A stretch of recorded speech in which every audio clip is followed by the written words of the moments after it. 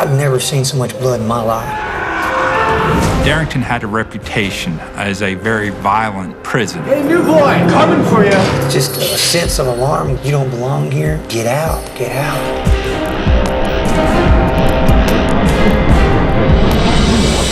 Within the next few minutes, Bullet. all hell's gonna break loose.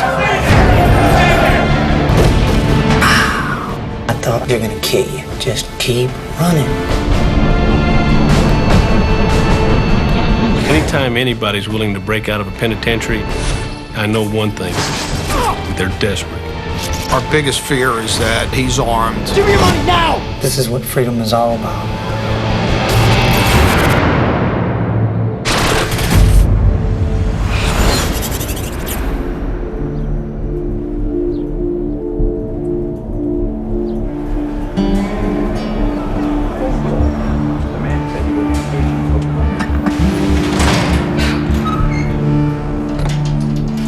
My name is Dennis Wainhope.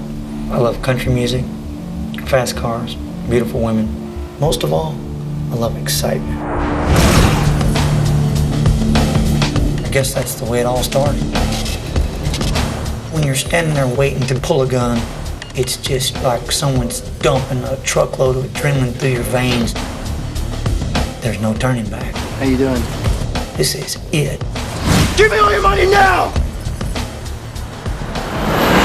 Unfortunately, many of the things that release the greatest adrenaline are often risky and illegal.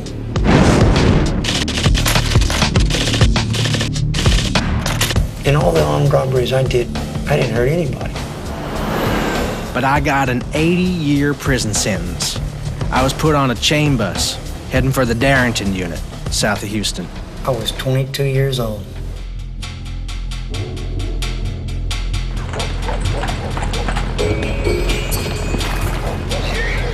The reality of exactly where I'm at sets in when the bus pulls up at the back gate.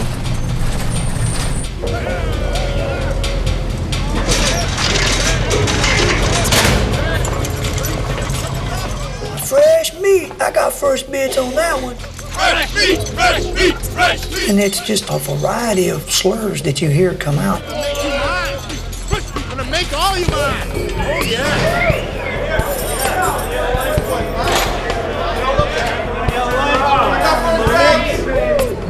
My worst fear was being raped because of my young, innocent look. Hey, clear! Hey, newie! Hey, new boy! Coming for you. I'm thinking I'm gonna do whatever it takes to defend myself. In the early 90s, I was a criminal investigator at the Darrington unit. Darrington had a reputation as a very violent prison.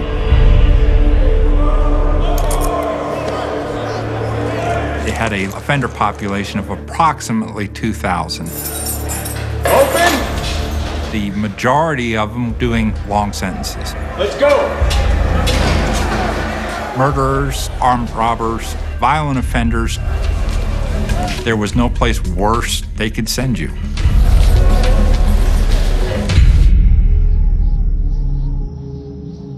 At first, I surveyed the scene. I looked around to just get an idea of how far things were.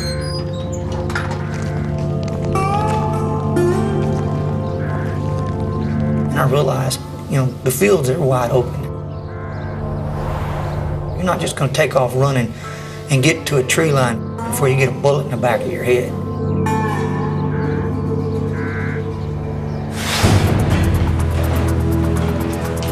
I got a job in the prison kitchen. That's where I met Harry. Hey, you're new here, aren't you? Yeah, Dennis Hope. Harry Decker.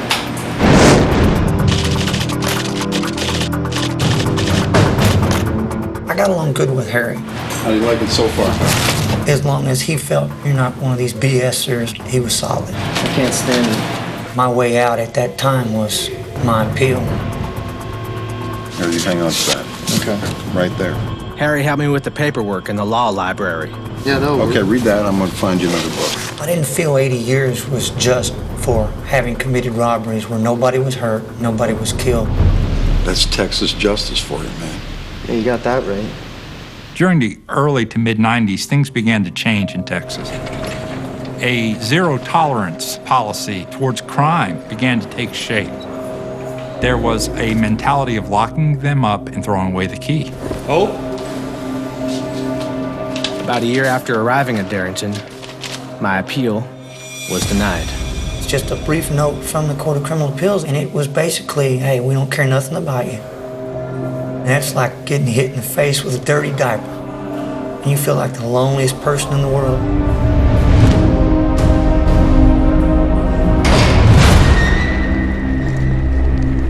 In prison, a lot of people are there going to talk about escape. But the truth of the matter is they settle into a comfort zone. And something dramatic has to remove them from that comfort zone. For me, it was the riot.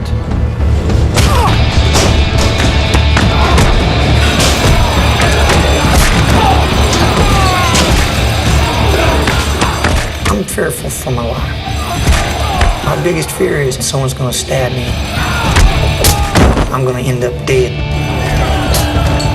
I've never seen so much blood in my life.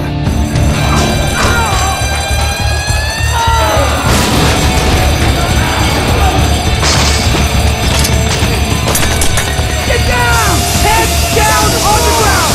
Down! Head down! I had already known about inmates with AIDS. Head on the ground! Once they laid me down in that blood, it was another fear of that's how I'm gonna die. When I saw that it was just that easy to happen, I thought, if you're gonna kill me, I'll give you a shot at me going over the fence.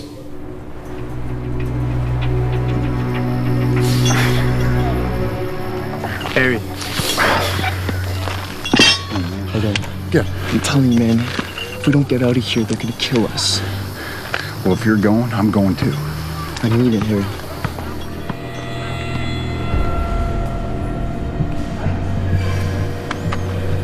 So picture this is the first fence. And that's gonna be the second fence. I told him we could cut the first fence and go over the second one. He said, well, why don't we just cut through both of them? And I told him, do you want to sit in between the middle of the fence and cut it? You're sitting duck. You're fair game inside that fence. So we're gonna have to take the fastest route possible for the second fence, which means going straight over. How are we gonna do that? We're gonna wrap blankets around our legs, and that's gonna protect us from the razor wire. If we flipped over the top so our body weight pulled us off the barbs, I figured we'd be okay. Kinda like you're doing a handstand, right?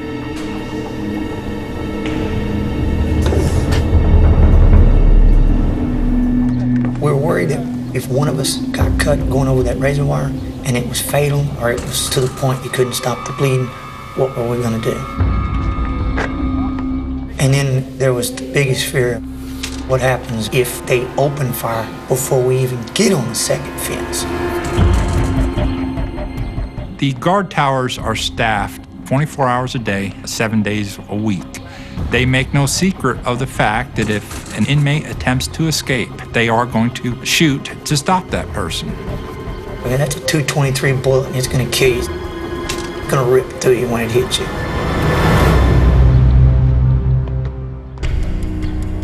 So what did I miss? Well, there was a prison break over the other prison, eh? You're kidding. 3 guys got out, but they secured the perimeter pretty easily. Oh, man. Once I decided to break out, I began to see how the unit would respond. Any big directions from the big guy? I believed that in order to beat my enemy, I had to know my enemy. How long did it take? About a half an hour. I learned that it's a 5-mile perimeter, and that perimeter is set up as quickly as possible. The real nightmare begins if the prisoner gets outside of that initial perimeter. Inside that perimeter, you're able to contain them. Outside that perimeter, you have no control. There's only one way to do this, okay? Once I learned that they put a 5-mile perimeter out, that was etched in stone in my head. We gotta get over these fences and run 5 miles. in less than 30 minutes. 5 miles. 5 miles, that's the goal. Which means we gotta get in shape. Run in shape. Beat 5 miles and get there as fast as you can.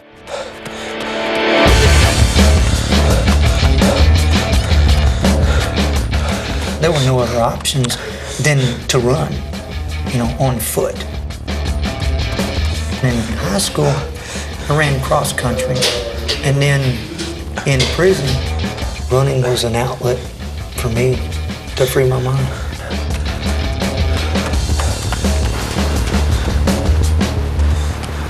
I could picture myself running down the beach just thinking of freedom, oceans, sun, waves crashing. Mentally, I'm somewhere else. That would just enable me to just keep running nonstop. But Harry never liked running too much.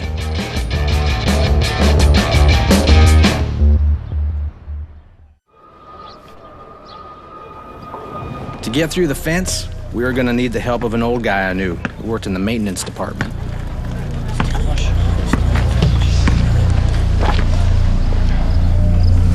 What can I do for you? I need some wire cutters.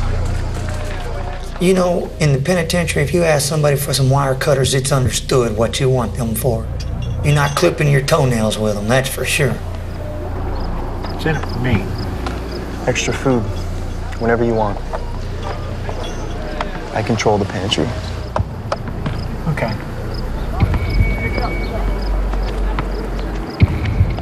We discussed on several occasions of when we were going to pass these cutters. And then one day he told me, he said, I got them. It'll be under your tray. Just make sure it's clear. And when you say it's cool, I'm handing them to you.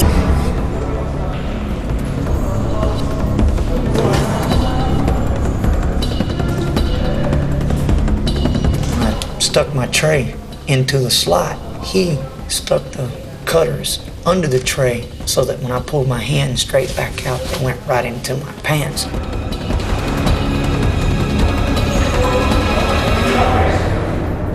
I'm shaking worse than when I was doing a robbery.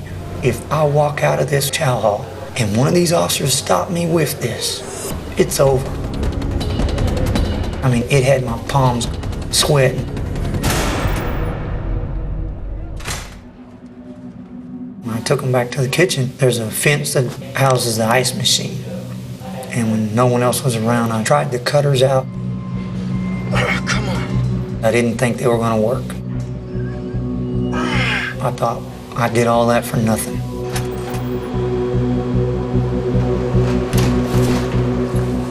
I hid the cutters in a box of meat in the freezer.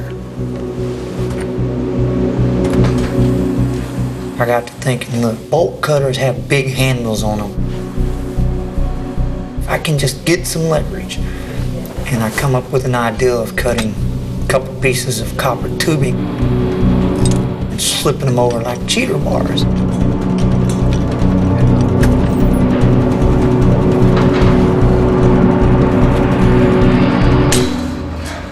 Everything was right back on schedule.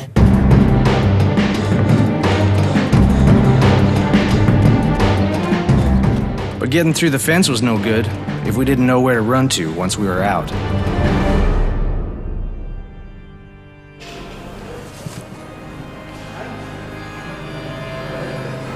Then one day, I saw a church brochure laying on the floor.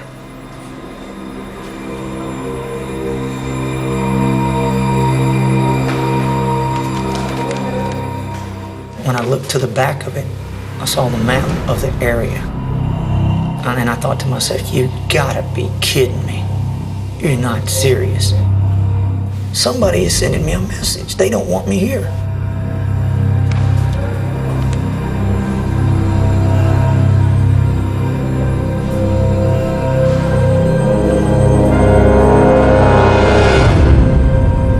I knew that if I put together what I had gathered with what the map showed, I was no longer running blind. There was a perimeter that was no longer elusive. I knew the boundaries, I knew the lines, and I knew where I had to go to cross them. Within half an hour of busting out, follow the power lines and get across Highway 288, the 5-mile search perimeter. Then head northeast towards Houston. It was rock solid then. It's gonna happen.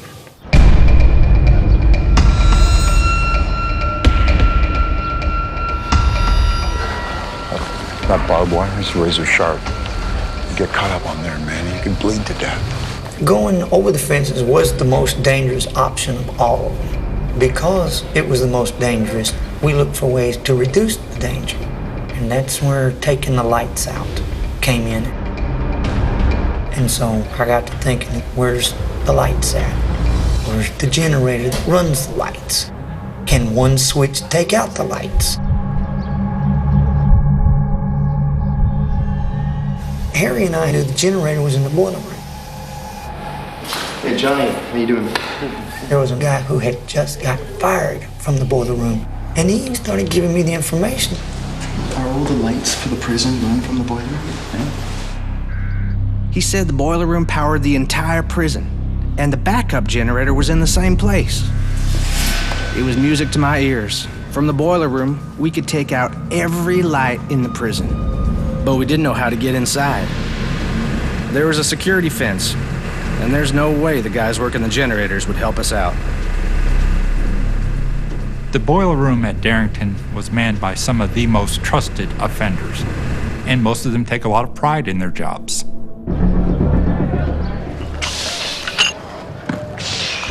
Then one day, called Jason Montgomery walked up to me. Hey, dude, can I talk to you for a second? Listen, man, I'm in here for life. And, I want out, man. I heard you have a plan. There was only one other person that could have told him. Who told you that? Somebody told me that. Why don't you go find that somebody and bring him to me so I can see who it is, okay? All right. I was just pissed that the dude had loose lips and he couldn't be trusted. You got quite a mouth on you, buddy. Now, who is this guy? Just calm down. Jason's solid. He's okay. I didn't know nothing about the guy. But I decided to let Jason in on my plan because I was afraid that if I didn't, he would go tell. He would snitch it off. Okay, you're in.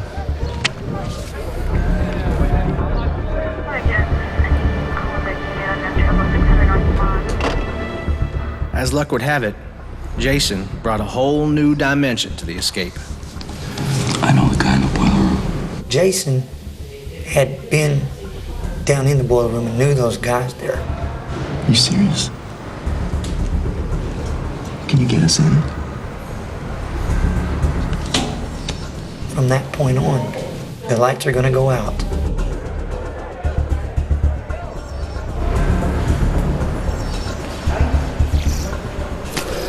And I just kept thinking, is there something that I'm overlooking?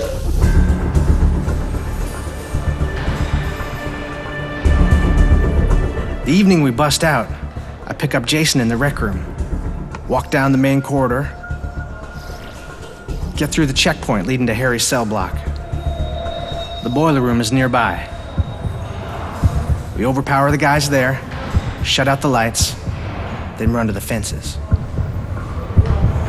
When I go over it, it's just saying in my head, it'll work, it'll work. You've got it figured out. The rest is just executing it.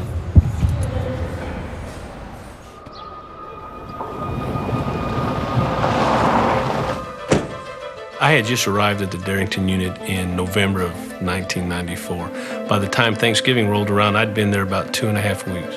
The problem with the guard up top there, that's been resolved, right? I was told it was going to be done this morning. I was just getting my feet on the ground, figuring out the facility and the staff. I told Harry and Jason we were busting out on the Saturday night of Thanksgiving weekend. So that means top dogs, they're gone. Everyone's at home with their wives. It's their best shot at. You with me? I'm with you, man. You sure? Yeah, I told you, man. I'm with you.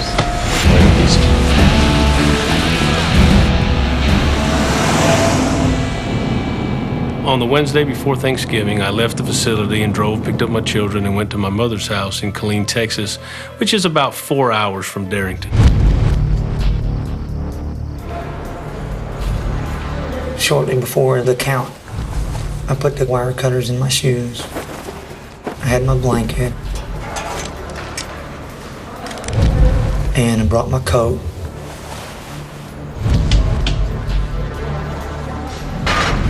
As they opened the door to let us go out for chow, Right, come on. I thought to myself, I won't be coming back to this cell. And as I walked down the run and then went down the stairs, that's when I met Jason. You ready for this? Yeah, man. Let's do it. The biggest problem would be getting through the checkpoint leading to Harry's cell block. There's constant counting of the offenders. You want to make sure that where the prisoner is, he's authorized to be. Jason got through no problem. But when I got to the officer, she suddenly stopped me. You don't live in that dorm. And that's when I told her, I said, yeah, I do. You just moved me out there 2 days ago. You getting a little senile on us? I said, come on, check the roster. Okay, go. And when she said, go on, I was like, holy cow. In my mind, I'm thinking, there's no way you're gonna stop me now. Harry was waiting to see if we were gonna show up. He was gonna meet us in the boiler room in 5 minutes. Jason's job description was to take the boiler room clerk and subdue him. It's Jason.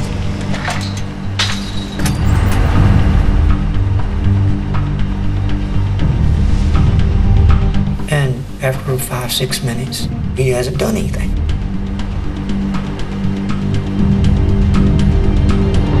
Count time's at 9:30. The clock's ticking, and the longer he waits, the more chances of an officer catching us. And that's when I decide I'm not waiting no more. I gotta go see what's going on.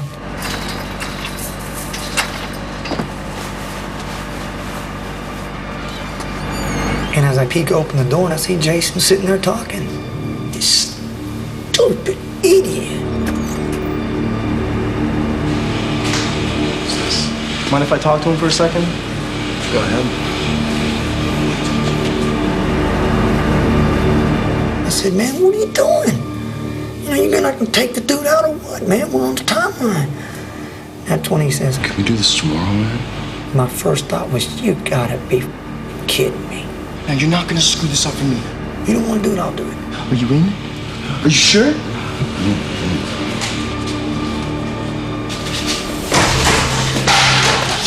He just put him in a chokehold and brought him down to the ground. Get over here! Faster, come on! And I just told him, said, look, man, you stud up, I'll kill you. That's when I told Jason, start cutting your blanket. And then the buzzer for the gate goes off. And my heart just stopped. Well, I grabbed a screwdriver and I walked over to the door. Who is it? It's me, man. It's Harry. Once I saw it was Harry, I was just like, oh, good. Come on, come on, come on. Come on here, let's go!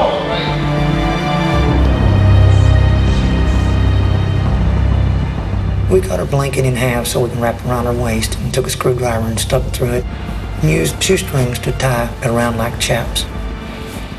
To throw the dogs off, we put dirty socks stolen from the laundry over our shoes. Then poured in cayenne pepper I got from the kitchen. We were ready to leave. I started loosening the fuel lines to the backup generator. Inside of me, I just felt as if it was the last act before it all goes down. Within the next few minutes, this generator's useless, all hell's gonna break loose, and they're not gonna have no way to get this power back on. Which one is it? You sure? Hey, you're gonna pull it, right?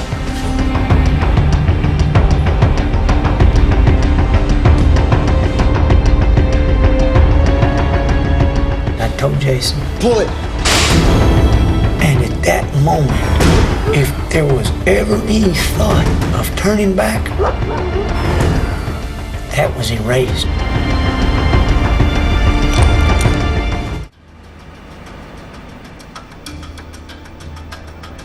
Okay, let's go. And as we ran out, you could hear people hollering, "Hey, hey!"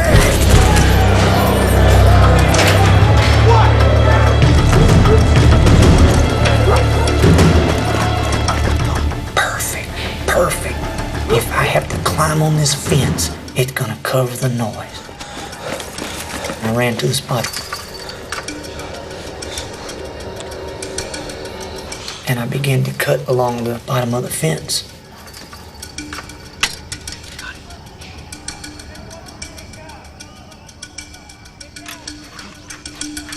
Anxiety is built up inside you, pushing yourself, saying, come on, come on, come on.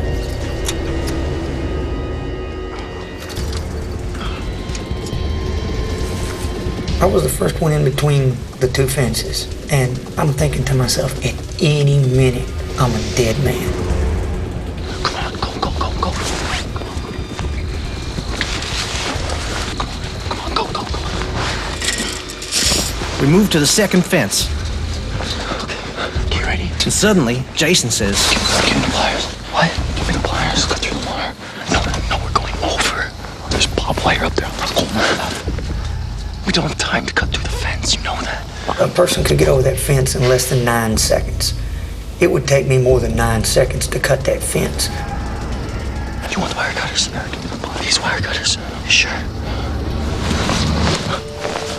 So I threw the pliers over the fence. That changed his mind real quick. the razor wire hooked my coat, but my weight pulled me off the fence. As soon as I hit the ground, I'm outside of that mental fence. I'm outside of that physical fence. It's wide open spaces from here on out.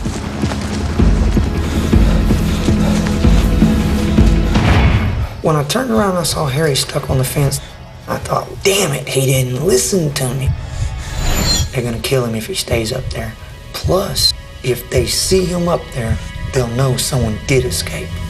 I gotta go back. I reached up and I jerked him as hard as I could to get him untangled. You good? Yeah. As I turned to look to see if he'd gotten up, that's when I seen him kind of hobbling. So I knew he wasn't gonna keep up with me. As I took off running, I heard a loud voice holler, "Halt!" And then came rapid shots. Pow! And I thought, they're gonna kill you. When the shots rang out, all of the time that I had banked on before they knew that there had been an escape had evaporated just like that. And that's when I thought, I got to go. As fast as you can, as far as you can, as long as you can. Just keep running.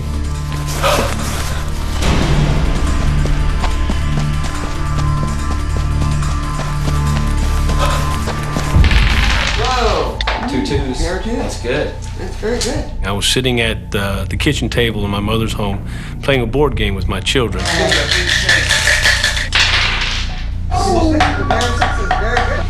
Don't cheat. When the phone rang, Hello? and it was Major Johnny Thomas, and the first word out of his mouth was, "We've had an escape." How many? When? Like any other prison warden, I immediately felt absolutely sick to my stomach. No, I'm coming now. I have to go. I'm sorry, guys.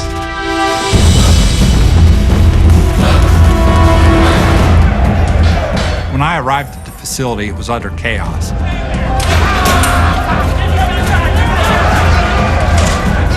I'm very apprehensive, very frustrated. You don't know who's gone. All you know is that some shots were fired, there was some sabotage, and that you're doing the best that you can. Once the alarm is raised, we're going to lock down the prison, start conducting a detailed count to find out who exactly is gone. Then start putting people on the perimeter. We're going to contact the local police so they can respond. The faster you can put your resources in place, the better chance you have of catching the offender. Minutes can be absolutely crucial. I heard the sound of a van. And I thought, son of a bitch, they're chasing me. I thought, well, as long as it's one, I can get past him. I just ran as hard as I could.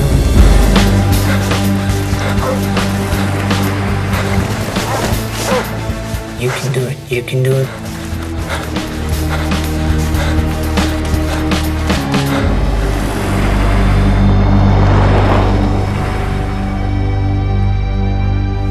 I thought, I got you. I got you. Just keep going. I knew that if I could get to 288 within the next 30 minutes, I could get across that road. But the longer I wait, the more cars are going to be there. Inside my head, that clock kept saying, go, go, go, go. The terrain from this point on was unfamiliar to me. Then I saw the power lines, which I knew ran parallel to Highway 288. I knew I was headed in the right direction.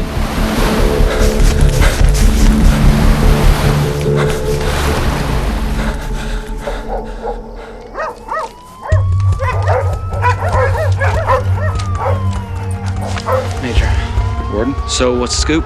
When I first got there, I was told that the tracking dogs had run a strong scent up to a large copse of woods right outside the unit. We picked up a couple of scents back there. There was 2 trails, but this was the strongest scent. The belief was that all 3 of them were in that woods and that woods were contained. You said there were a couple scents though, right? What about the other one? No one's checking it out? Look, everything's under control, Warden. He said there's no way anybody could have run that quickly and gotten that far ahead of us, so it had to be ghosts. Well, maybe we should check it. I'd like to be taken out to 288, please. Crossing 288, in my mind, was like the last part of the chess game. All the pieces are in position. It's at that point that I size up the cars to make sure I'm not misidentifying one of them. I waited for a gap. Then I hurried across on all 4s. So if somebody saw me, I would look like a dog running across the road.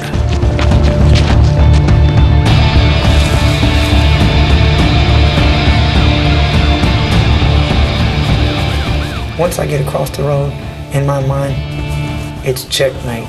I've won the game. The hardest part's over. You know, the best things are yet to come.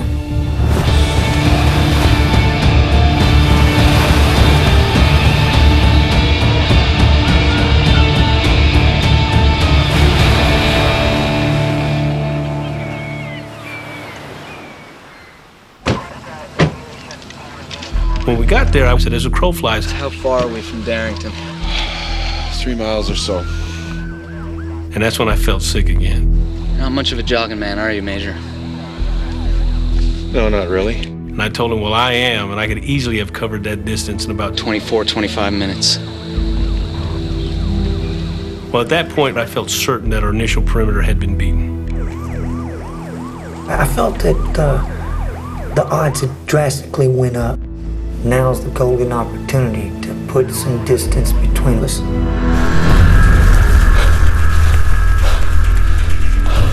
A convict on the run could just disappear in the woods near the Darrington prison unit, so guards launched a systematic search cutting through the thick underbrush. We probably had upwards of 180, 250 people looking for these guys. They got about 2/3 of the way through when one of them actually hit something on the ground they felt like was a man. When they investigated, they had actually caught Montgomery. We caught Decker in the housing area the second night of the chase. But frustrated guards still can't find the third escapee. At this point, I realized that Dennis Wainhope was a pretty smart guy. He had beat us and was gone. I took it very personally.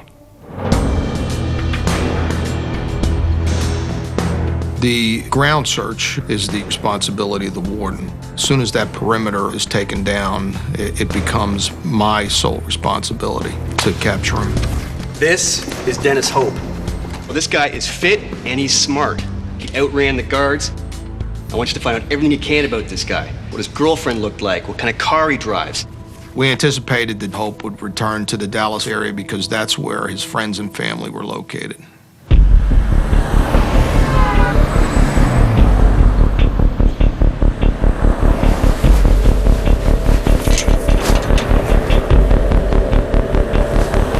I knew that I needed money, and I knew that the fastest way to get it would be a place that I had robbed before.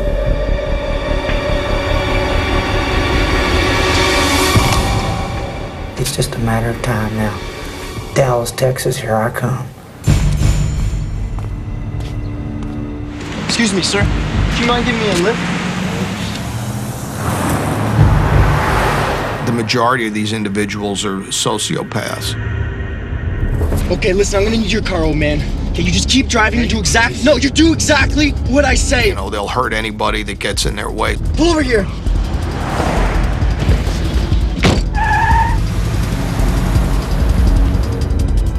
When I got $30 from the old man's wallet, I knew that was enough to buy a gun. But I'd seen some BB guns that looked real, and that's why I decided that I'll go get one of those.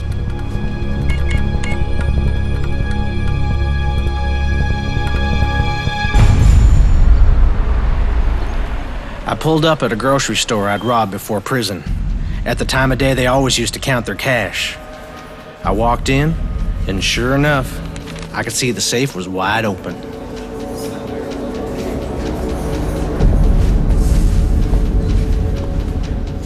When I stood there waiting for the other two people to move out of the way, that's when all the adrenaline is just dumping through. You know, it's just like time's moving in slow motion.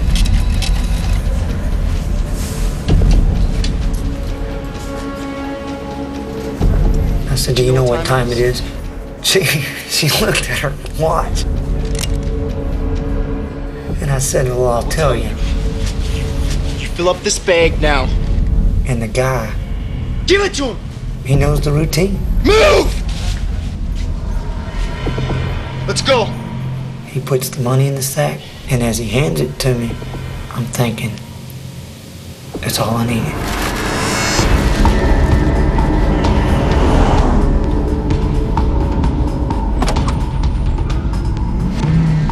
From this point, I get everything that I need. I'm scot-free. Give me all your money now! Give it to me! Move! For the next few weeks, I was robbing stores in Dallas. Is that it? Using the money in Memphis to party, to gamble, date good-looking women, catch up for lost time. Give me your money now! At this stage, we believe he's in the Dallas area because the robberies are occurring in the Dallas area. Move it! Let's go! What you got? Anything? Nothing. All clear. It was embarrassing. I mean, we were spending all sorts of resources to catch him, and we couldn't. Then things happened rather quickly. The police in Memphis recovered the car carjacked from the elderly man. Hope's prints were in the car, and a newspaper with apartments for rent circled. In the meantime, electronic surveillance had picked up 2 phone calls made from Memphis to a known female associate of Hope's. We immediately headed to Memphis. There's no perfect fugitive. They're going to make a mistake. You just got to make sure that you're there to catch it. Give me all your money now! The phone calls led us to a meatpacking store. Who are you? Gentlemen? The manager told us that that phone number belonged to his secretary. She's up there. You go, sir? Don't keep her long. She's got work to do. All right. This is Officer Fawcett. I'm Officer Moriarty. Hi, I'm Lucy. She told us that her sister was dating a man named Dennis from Texas. Is my sister okay?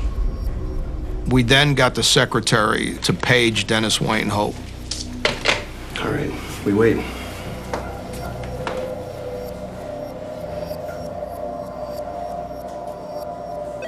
He returned the call.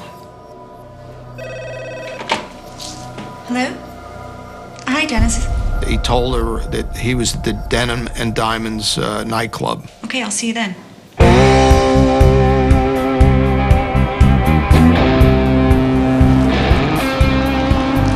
He also said that he was driving a Jaguar and had a white cowboy hat on, blue jeans, boots, and a Western shirt.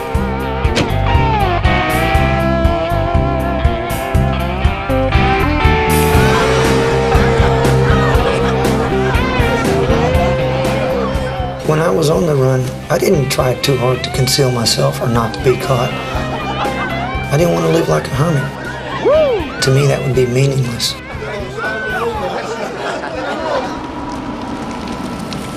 We immediately drove to Denim and Diamonds and started looking for the Jaguar.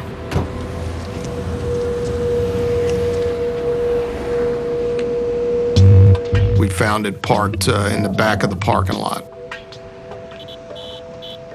We wanted to disable the Jaguar so that he couldn't get away. So we cut the tires.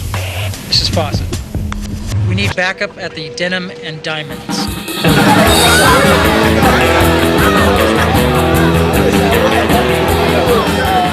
And as soon as we went in, I immediately saw him. Our biggest fear is that he's armed, and then we'd have a gunfight in our hands in a crowded bar. And we decided we could get up right on top of him and just grab him. Then I thought I spotted somebody looking at me. I didn't see any officer immediately. I thought, okay, just calm down. Don't get paranoid.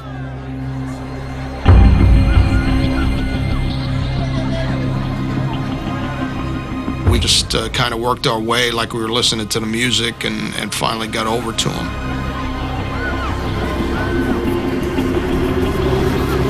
I looked at Lou and we nodded and we just took him. Get off! Get off! Get off me! Son of a bitch. And that's when I said, yeah, we know who you are.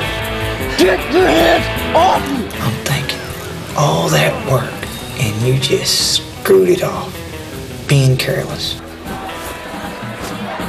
He was in total shock. He could not believe that two cops from Texas were in Memphis to get him. Get your hands off me! Get off me! Get off, like you said! There's a sense of despair. Life as you knew it, from that point on, it's over with.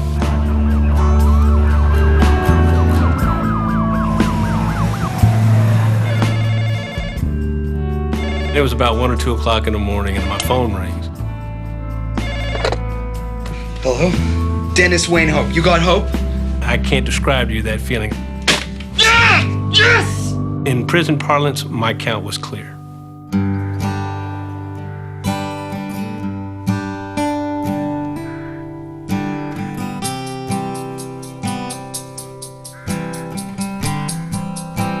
Where I am now, I know that that time is just passing me by.